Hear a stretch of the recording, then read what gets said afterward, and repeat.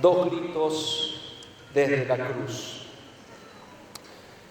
El relato de la pasión de Jesús, es decir, el camino de Jesús a la cruz, al Calvario, en cada evangelio, cada uno con sus diferentes matices y riquezas, pero es impresionante en cada una de las versiones. Es evidente de que Dios quería que sepamos lo que sucedió con detalle.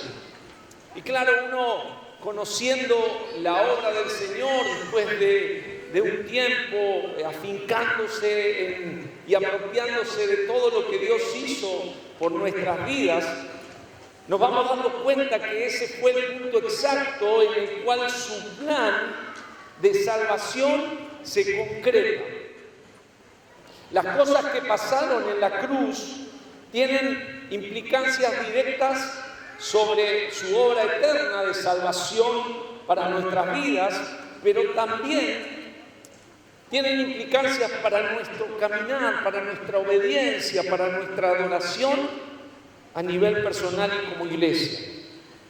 Pensaba que lo que recordábamos, como cada año lo hacemos, la semana pasada, Semana Santa, es tan fundamental para nuestra fe, tan esencial y tan fuerte, que no alcanza un solo fin de semana, y no es una excusa, sino que pensaba esto y pienso que tampoco alcanzaría si sumásemos todos los fines de semana los encuentros que tendríamos abriendo la palabra para todos nuestros esfuerzos para tratar de comprender toda la riqueza que hay y que se desplegó en la cruz. Es más, hay misterios que sucedieron en esas horas que van a quedar mucho más allá de nosotros y de lo que podamos conseguir acercándonos a la palabra. No vamos a poder descubrirlos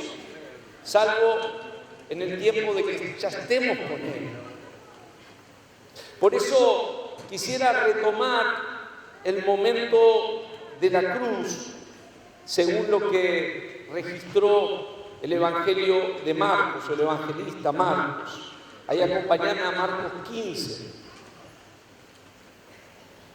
Marcos 15, está ubicado en segundo lugar, pero soy de los que piensan que Marcos fue el primer evangelio que se escribió. Hay demasiada constatación en las ciencias bíblicas para decir que este es el primer evangelio que fue escrito. Y dice Marcos 15, 33, que cuando vino la hora sexta, hubo tinieblas sobre toda la tierra hasta la hora novena. Y a la hora novena Jesús clamó a gran voz diciendo: Eloi, Eloi, lama sabactani, que traducido es: Dios mío, ¿por qué me has desamparado? Y algunos de los que estaban allí decían al oírlo: mirad, llama a Elías. Lo iba a leer en NBI, así que me cruzo en el versículo 36. Un hombre corrió, empapó una esponja en vinagre, la puso en una caña y se le ofreció a Jesús para que bebiera. Déjenlo, a ver si viene Elías a bajarlo, dijo. Entonces Jesús, lanzando un fuerte grito, expiró. La cortina del santuario del templo se rasgó en dos, de arriba a abajo, y el centurión que estaba frente a Jesús, al oír el grito y ver cómo murió, dijo: verdaderamente este hombre era el Hijo de Dios. Cristo relata el Evangelio de Marcos que fue crucificado en el Gólgota. Este era el lugar. Hay varias hipótesis de por qué lo llamaban así. Una de ellas es que era un monte con forma de caravela, afuera de la ciudad, detrás de los muros de la ciudad, porque dentro de la ciudad nadie podía ser ejecutado. Otras de las hipótesis dice que era un lugar asignado precisamente para ejecuciones, por lo cual allí había restos humanos, una especie de cementerio. Por eso era el lugar de los huesos, el lugar de los cráneos. En el camino a Jesús le ofrecen vino mezclado con mirra. Este líquido tenía un efecto narcótico sobre aquellos que iban hacia la cruz y aminoraba así la secuela del dolor. Seguramente cuando le daban esta poción, este líquido, buscaban que no sufriera tanto. Entonces el suplicio, el camino de dolor iba a ser el padecimiento más largo. Cuando Jesús no lo toma, entonces provoca una muerte más rápida, pero más dolorosa. Por eso Pilatos se sorprende. José de Arimatea, una vez que Jesús fallece, osadamente entra donde estaba Pilatos para pedir su cuerpo. Y Pilatos dice: ¿cómo puede ser que ya haya muerto? Y manda un centurión a verificar todo esto, y viene y se entera, claro, que esto era cierto, porque las muertes por crucifixión eran muy crueles. Consistían en exponer al condenado al rigor del sol del día, del frío de la noche, y la víctima generalmente moría de agotamiento, 1 o hasta 2 días después. Jesús, una vez que fue crucificado, murió en solo 6 horas. Fue crucificado a la hora tercera. Las horas se empezaban a contar desde las 6 de la mañana. Se creían que allí nacía el sol. Entonces, cuando salía el sol empezaban las horas. Así que estamos hablando de que Jesús fue crucificado a las 9 de la mañana, 3 horas después de haber amanecido. Cuando llegó el mediodía del día de la crucifixión, hubo, dice la Biblia, oscuridad sobre toda la tierra. Mateo, Marcos, Lucas, los 3 coinciden cuando relatan este momento. Lo dicen prácticamente con las mismas palabras. Esa oscuridad se mantuvo hasta las 3 de la tarde. Y a esa hora, a la hora novena, es cuando Jesús exclamó su primer grito desde la cruz: Eloí, Eloí. Y pregunta: Lama sabactani, que traducido es: Dios mío, ¿por qué me has desamparado? Un grito de abandono. Si uno se pone a investigar un poquito, va a encontrar en los evangelios una recopilación de 7 frases de Cristo en la cruz. Pero en Marcos solo figura una de ellas, que es esta que acabamos de leer, que el pastor nos ministraba en la cena. Y es la más compleja de todas, porque hay toda una discusión detrás de por qué este grito de Jesús. ¿Nos dejaría mucho más tranquilos las otras frases o no? Por él, perdónalos porque no saben lo que hacen. Bueno, tiene explicación casi directa, es fuertísimo, pero lo podemos entender. O estarás conmigo hoy mismo en el paraíso, cuando le dice al ladrón, después de ser perdonado. Son frases mucho más amables y menos cuestionables, pero esta frase trae muchas inquietudes, trae muchas preguntas. nos incomoda, especialmente a todos aquellos que teológicamente nos gusta tener todos los libritos acomodados en los estantes de la biblioteca. ¿Por qué este abandono? ¿Qué significa que el Padre haya dejado de lado a Jesús? El grito de abandono, lo primero, vamos a buscar algunos indicios, pero lo primero es que este grito es un grito de salvación. Estas palabras linkean directamente al Salmo 22. Cuando vas al Salmo 22 es una descripción, para algunos hasta mucho mejor que en los evangelios, de lo que fue la muerte de Jesús, escrito por David 1000 años antes. Indudablemente, lo que David vivió fue un momento muy difícil, pero es un eco profético de lo que iba a pasar en la cruz con Jesús. Al mediodía, en el momento de más luz del día, todo se oscurece. Es la hora más oscura de la humanidad, la hora cuando el Padre abandona al Hijo en la cruz. Jesús estaba ahí en representación tuya y mía. Me tomo de esa revelación que nos trajo el pastor hace un ratito. Personalizar la cruz, personalizarla.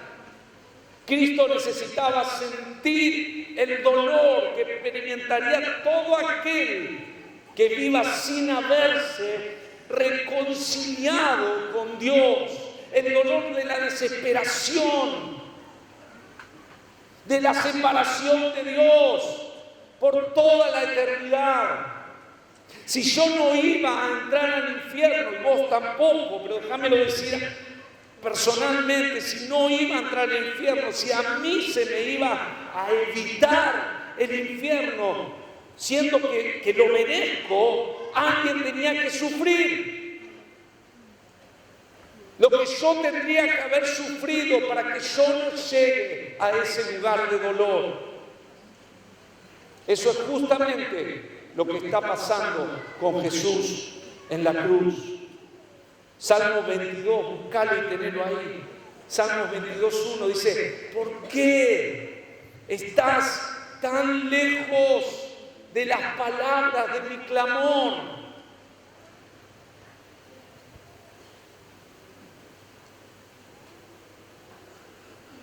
En el original, la palabra traducida como clamor no es cualquier clamor. Hace referencia al ruido que produce un león cuando ruge. Cuando Cristo está en la cruz, Él no está simplemente diciendo y reproduciendo cosas de memoria o leyendo lo que nosotros encontramos en la Biblia, sino que lo que dice, lo dice de una manera desesperada y llena de dolor. Por eso la Nueva Traducción Viviente dice: ¿por qué estás tan lejos cuando gimo por ayuda? En hebreo la palabra clamor ahí es ese gemir intenso de un animal en profundo dolor. Tenés que imaginarte, hermano, al Salvador de tu alma experimentando temporalmente un infierno de abandono, gimiendo de esa manera. Este grito es en realidad una pregunta, es extraño también. Es una pregunta: ¿por qué me has abandonado?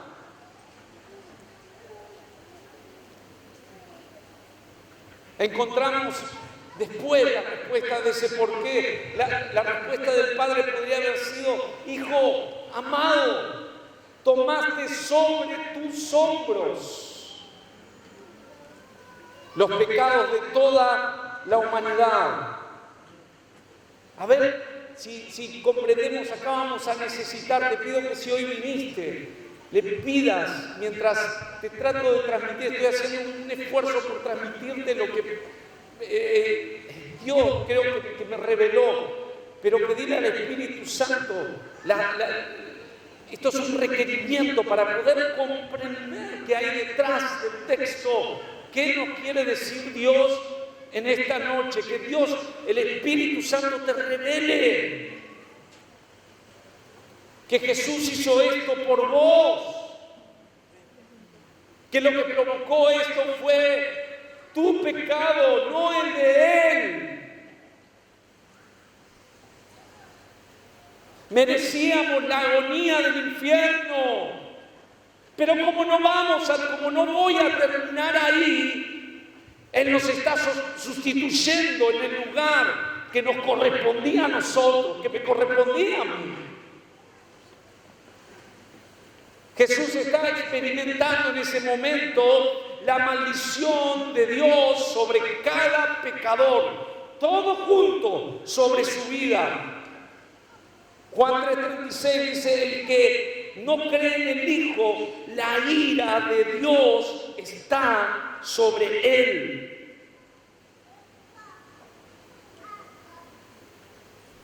Pero resulta que la ira de Dios, el enojo por el pecado, la ira de Dios no es otra cosa que la ejecución de su justicia.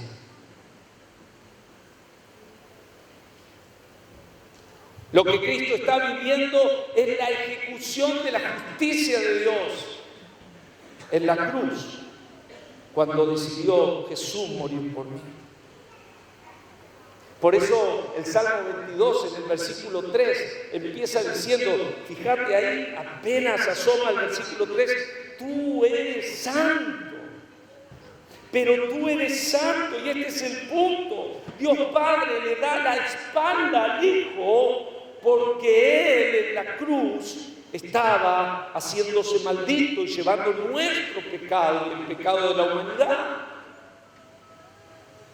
Su santidad no le permitía más que alejarse.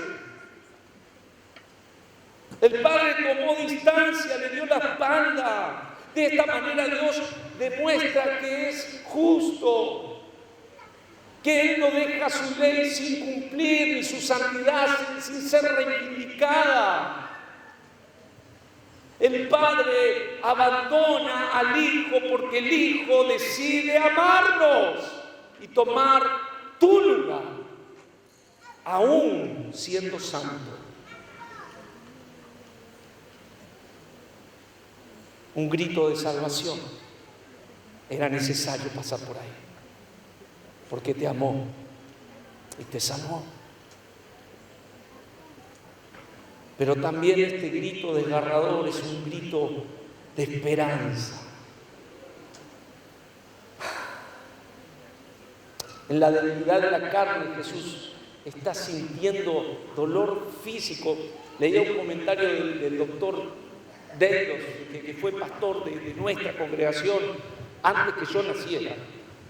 Comentario hermoso de Marcos, y decía: el dolor de Cristo, que Cristo experimentó, se extendió a toda su vida, a todo su ser. No hay nada que Él no haya sufrido a nivel emocional, a nivel mental, espiritual, con el abandono del Padre, a nivel físico. Siente este desprendimiento del Padre que siempre lo había acompañado, experimenta la sensación de rechazo.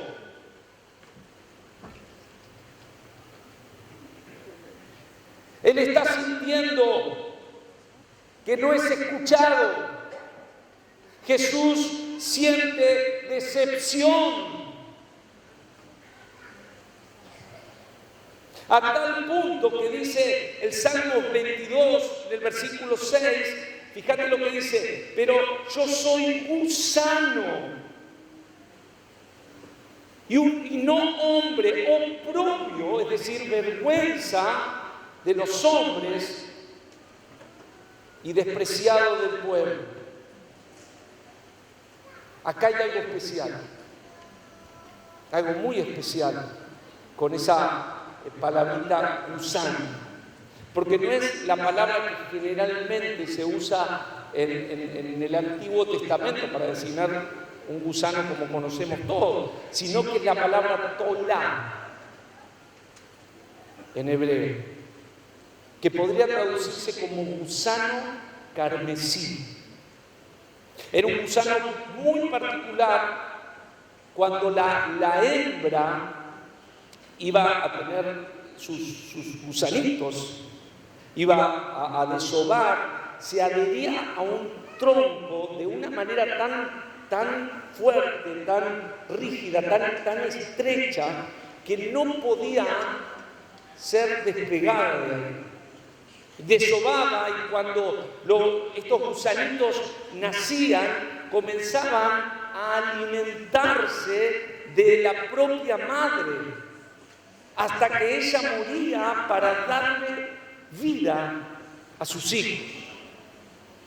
Y cuando despegaban del tronco al atolá, a este gusanito, la madera quedaba teñida de rojo.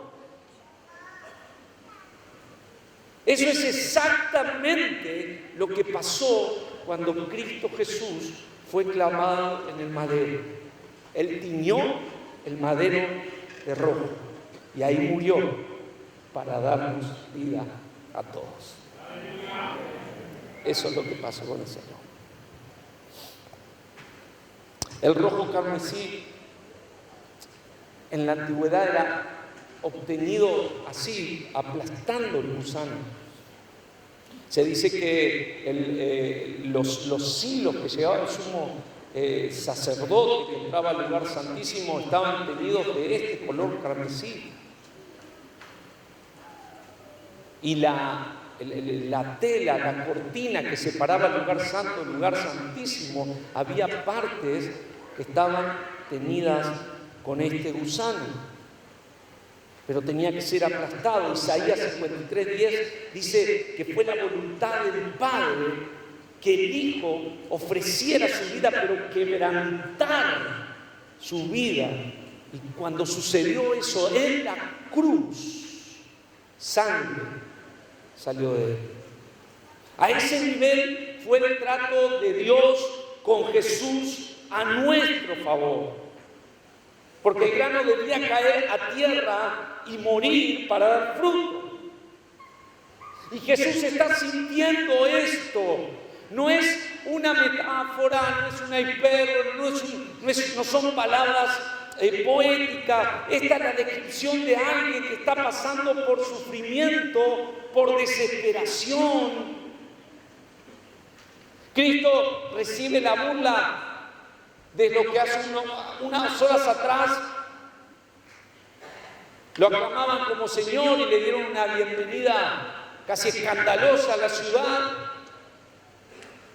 Todo el poder político y religioso pasaba y se burlaba los que sabían de la ley, lo confundían con Elías, hacían muecas con sus cabezas. Todo eso caía también sobre Jesús. Pero no solo eso, mientras esto pasa, se siente abandonado por sus más cercanos y peor aún, siente el desamparo de su propio Padre. Y entendé bien, esto no es como si se hubiese sentido abandonado. Él sintió en su corazón esta desesperación y este desamparo. Fue real. Le dolió, sufrió, lloró. Si no hubiese pasado realmente por ahí, no hubiese sido posible nuestra redención. Su clamor está envuelto en una pregunta: ¿por qué? ¿Por qué? No sé por qué entre nosotros esta cláusula, este interrogante, como que lo apretamos y tratamos de sacarlo al costado. Parece prohibida. Sin embargo, está esta pregunta, ¿por qué? En los labios de Jesús. Y el Salmo 22, el que venimos leyendo, dice lo mismo, y 2 veces. ¿Por qué estás tan lejos? ¿Por qué no intervenís? ¿Por qué, Señor, no haces algo por tu Hijo en este momento? ¿Por qué esta muerte tan cruel y no intervenís como intervenís con otros? Séme sincero, ¿no es a veces esta tu pregunta? ¿Por qué, Señor? ¿Por qué me sucede esto a mí? ¿Por qué esta prueba? ¿Por qué este momento en mi vida no me porté tan mal? Creo que Jesús pone, o mejor dicho, el texto bíblico pone en la boca de Jesús la pregunta de muchísimas personas que a lo largo de la historia y en distintos momentos de la vida y la dificultad han sentido una crisis de fe, un asedio de dudas. Las crisis de fe no las tienen las personas que creen en Dios. Las crisis de fe las tienen las personas que creen en Dios. Él dijo, Dios mío, no había un problema de incredulidad, había otra cosa. Había un desconcierto, una crisis en lo que él había vivido hasta ahí. No entiendo. ¿Por qué? Justamente porque creemos en Dios es que a veces no podemos comprender las cosas malas que nos ocurren. Y entramos en terrenos pantanosos de crisis de fe. La crisis de fe no la tienen los ateos, la crisis de fe la tienen los creyentes. Y ahí estás en ese momento y a veces escondemos un montón de cosas. Ni siquiera delante de Dios somos totalmente sinceros. Nuestras oraciones están rodeadas de hipocresía. La hipocresía más, perdón, la mía, no la más pava que puedo tener delante de Dios, porque a cualquiera entre nosotros nos podemos engañar, pero el Señor conoce todo.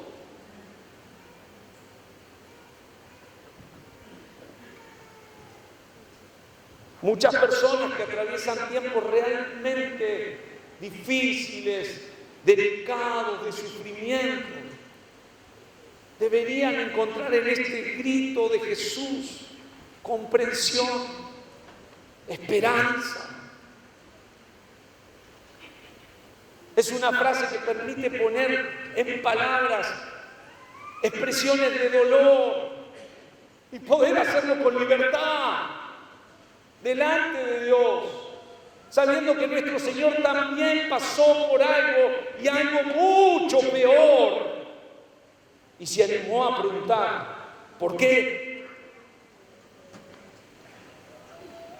Nosotros nos volcamos, nos han enseñado. Yo, en mi primera predicación en el Pueblo Nuevo, cuando volví ya como pastor, con la capa de pastor, fue el para qué de las pruebas, se llamaba.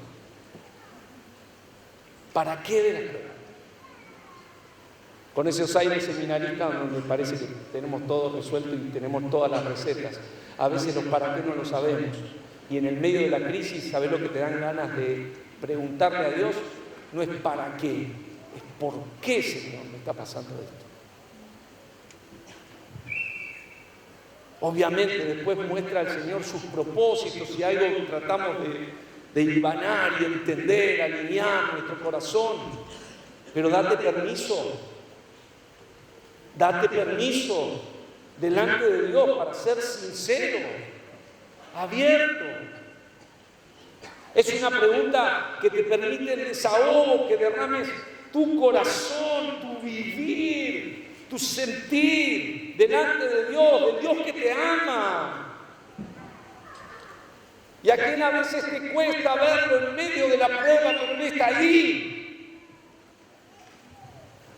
Me alienta saber que Jesús pasó por la cruz. Me trae esperanza saber que Él comprende mi dolor, que me entiende, que me escucha y que llevó mi sufrir ahí. ¿Por qué no le das un aplauso al Señor, no al predicador? No al Señor. Él llevó todo en la cruz.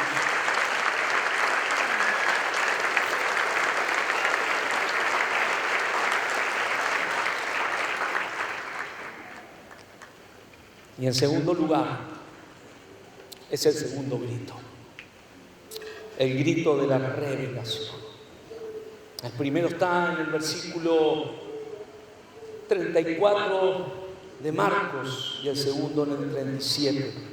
Es un grito corto de expresión, pero no tenía palabras ahí. Dice más que Jesús dando una voz, una gran voz. Entonces Jesús, lanzando un fuerte grito, dice la Nueva Versión Internacional, expiró. Jesús exclama otra vez y es exactamente ese grito cuando muere. Es el último instante de su vida terrenal. Nuestro Señor se va gritando. A esa voz en alto quiero llamarle el grito de la revelación. El otro era el grito del abandono, esto es de la revelación. Porque cuando Cristo grita, dice la Biblia, lo leímos recién, versículos 38 y 39, que el velo del templo se rasgó, se abrió de arriba hacia abajo. No siempre la intención viene desde el cielo, la iniciativa de amor de Dios, de definitivamente abrir paso para que todos podamos entrar al lugar santísimo y tener intimidad y relación plena con nuestro Dios, fue desde el cielo. El puente tenía forma de cruz. Jesús lo establece y allí se rasga, es todo una señal, un símbolo.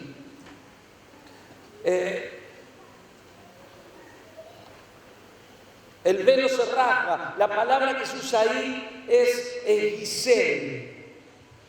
Y es el mismo, exactamente el mismo verbo que Marcos usa en el capítulo 1, versículo 9. Dice, en esos días llegó Jesús desde Nazaret, de Galilea, y fue bautizado por Juan el Bautista, en el Jordán. Enseguida, al subir del agua, Jesús vio que el cielo se abría. Ahí está la palabra, Egisel. Se abrió el cielo y el Espíritu Santo bajaba sobre él como paloma. También se oyó una voz que desde el cielo decía: tú eres mi Hijo amado, estoy muy complacido con vos.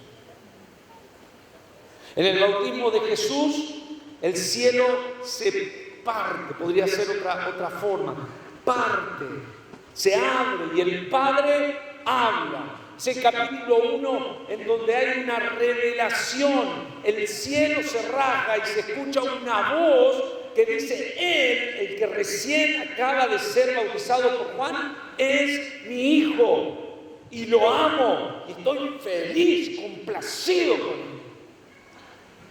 Mirá las palabras del respaldo, ¿no? ¿Cuánto tenemos que aprender los padres? Pero en la crucifixión, lo que se rasga no es exactamente el cielo, sino el velo, y se abre. Y lo que viene después de ese grito y esa apertura del velo en el lugar santo y santísimo es también una gran revelación. Que hasta ahora en el Evangelio de Marcos, porque estamos diciendo el Evangelio de Marcos, hasta ahora ahí no se había dicho. No había estado en boca de nadie. Y el centurión, dice el último versículo, que estaba frente a él, viendo que después de clamar había expirado, así dijo: verdaderamente este hombre era el Hijo de Dios. revelación. Revelación. ¿Dónde estaba el centurión? Frente a él. Era el único, ya no había nadie. Los discípulos, ninguno de los dos estaba ahí.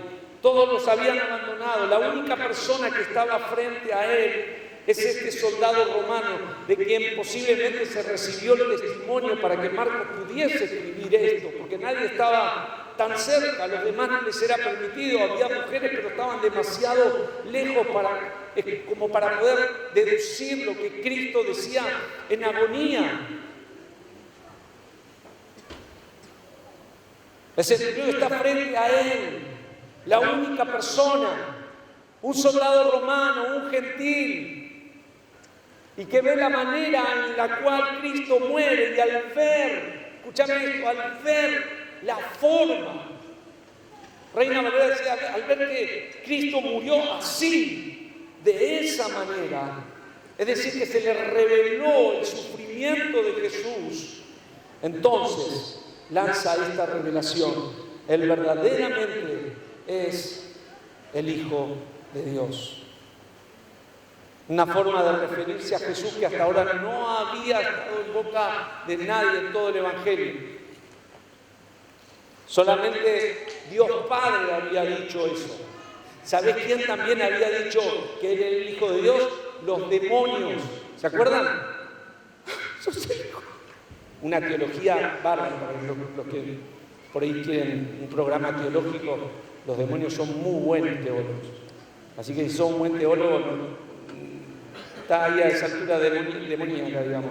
Tenés que avanzar un poquito más en el conocimiento de Cristo. No es todo la teología, eran muy buenos teólogos. Cristo también lo dice de sí mismo. ¿Te acordás? Frente al sumo sacerdote, Él, pero Jesús lo dice.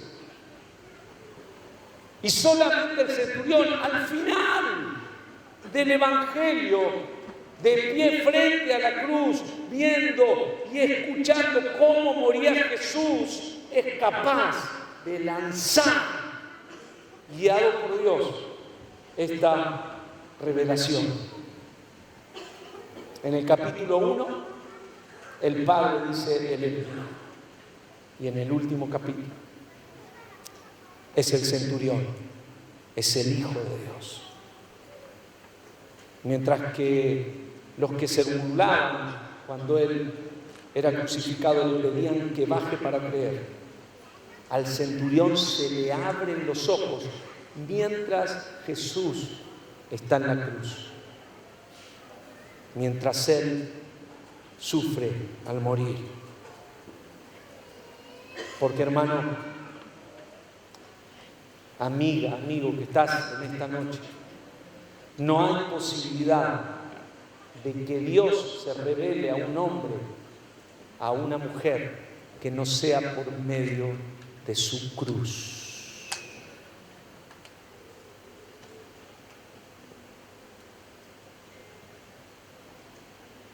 Así como no hay posibilidad de seguirlo sin tomar la cruz. Me acompañan los músicos también por ahí.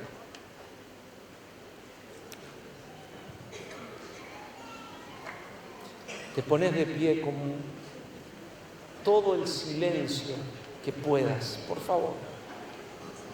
Si alguien tiene que retirarse, muy despacito.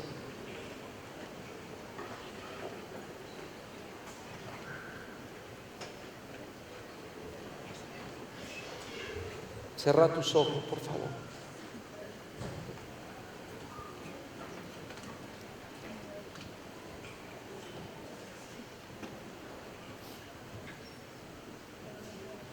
Pedile al Espíritu Santo que te revele. Quizá con esta guía de estos, suena casi violento, pero estos gritos de dolor de Jesús en la cruz, ¿qué es lo que Él hizo por vos? Y ya sabiendo que en esto hay un acuerdo, porque los mismos pastores me lo han enseñado, que son más grandes que yo y los vengo escuchando y me vienen acompañando en mi crecimiento ministerial. Y lo he escuchado en sus bocas. Si buscas un evangelio liviano, acá no lo vas a oír. Si buscas un evangelio que te salve las papas de vez en cuando, para que entonces vivas como quieras, acá no lo vas a encontrar. Nos hemos propuesto predicar a Cristo y a este crucificado.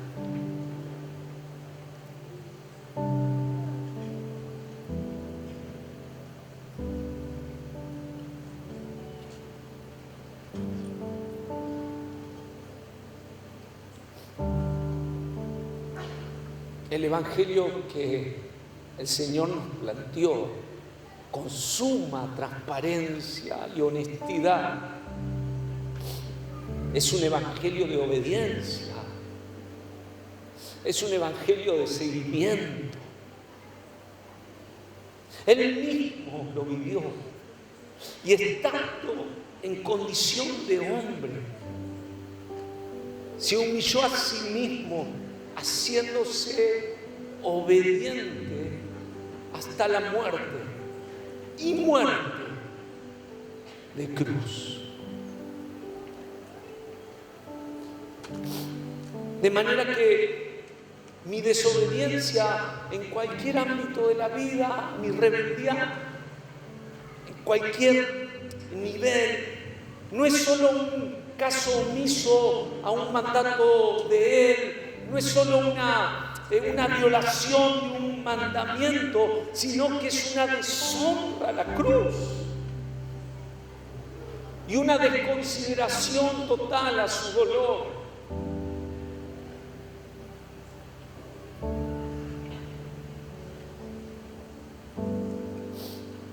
Lo que sí te podemos asegurar, porque la palabra nos marca eso, es que si seguís a Cristo, Él nunca te va a dejar.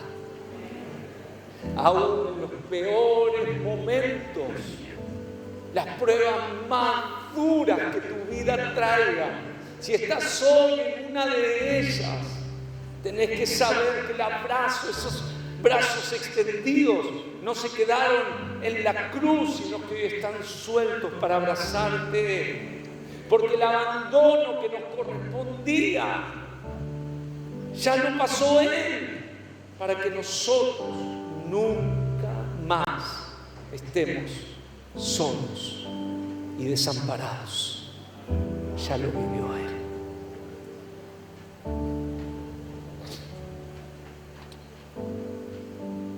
Yo simplemente quiero cerrar esta reunión entendiendo que si vos percibiste en tu corazón o quizás necesitas que Dios abra tus ojos más en este sentido, podamos disfrutar de un tiempo de adoración juntos. Aquel que salvó nuestras vidas, aquel que se entregó por completo, aquel que no nos va a dejar nunca. Pensaba y decía, Señor, permítinos tener un tiempo de gratitud y adoración. Generalmente con los pastores hacemos un llamado al altar porque obviamente siempre hay necesidad en nuestro corazón, siempre hay algo, y algunas son extremas, sensibles, pero yo te quiero hoy invitar a este altar para que te acerques a adorar a aquel que te amó. Hoy fue una noche de adoración preciosa. Te invito a que te acerques, que vengas, que terminemos esta reunión adorando juntos. Que salga de la butaca, que digas, permiso. Hoy no voy a ir a buscar al altar nada en especial. En la medida que yo lo adore, Él me va a proveer. En la medida que yo lo exalte con alabanza y con gratitud, Él se va a encargar de mi dolor. Él va a tomar mi angustia, mi agonía, aquello que yo siento que me pesa, aquello que no puedo. Y entonces Dios va a renovar tu vida en esta noche.